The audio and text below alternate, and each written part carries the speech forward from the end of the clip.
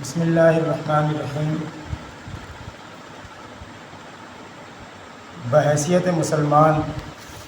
جس طرح نماز، روزہ، زکوٰۃ، حج یا دیگر عبادات کو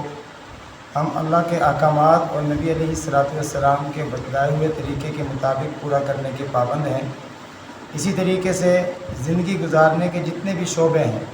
ان تمام شعبوں میں بحیثیت مسلمان ہم اس بات کے پابند ہیں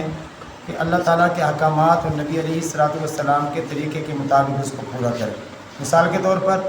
ایک آدمی اگر ڈاکٹر ہے تو ڈاکٹر ہونے کا یہ مطلب نہیں ہے کہ وہ آزاد ہے، بس وہ جس طرح چاہے علاج کرتا رہے، جس طرح چاہے مریضوں کو ڈیل کرتا رہے۔ یا اسی طریقے سے ایک آدمی وکیل ہے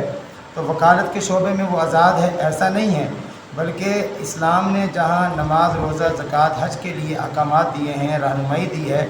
وہاں انسانی زندگی کے جتنے بھی شعبے ہیں اور پہلو ہیں ان تمام شعبوں کے حوالے سے اور پہلو کے حوالے سے بھی اسلام نے مکمل رہنمائی دی ہے۔ تو ان تمام شعبوں میں جو مرکزی شعبہ ہے دنیا داری کے حوالے سے وہ تجارت ہے۔ تو ہم نے اس حوالے سے کوشش کی اور دوستوں نے، اللہ تعالیٰ ان کو جزائے خیر عطا فرمائے، ایک ماحول بنانے کی اور ایک فضا بنانے کی کوشش کی کہ ہماری ساری محنت صرف نماز، روزہ، زکوٰۃ کی حد تک ہے۔ اگر ہم اس محنت کو مسجدوں سے نکال کر، دینی اداروں سے نکال کر اپنے بازاروں تک لے جائیں، اپنی مارکیٹ تک لے جائیں تو اس میں انسان اور ایک مسلمان وہ کامل بنتا نظر آئے گا۔ اس سلسلے میں پھر ہم نے الحمدللہ یہ تجارت ورکشاپ شروع کی ہے، جس میں صرف تاجر حضرات ہوتے ہیں، تجارت سے منسلک افراد ہوتے ہیں،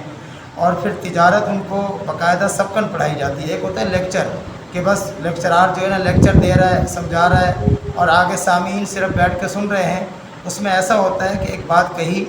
اور وہ بات ممکن ہے یاد رہ جائے، یہ بات اور یہ بھی ممکن ہے وہ بھول جائے، لیکن اگر ہم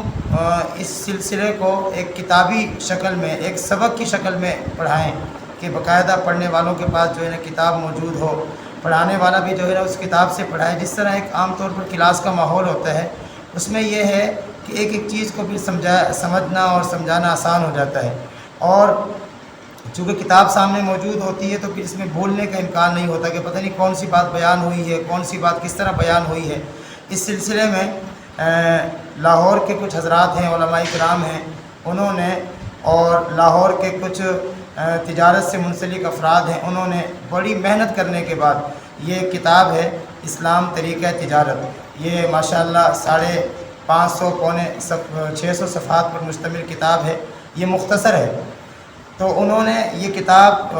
مرتب کی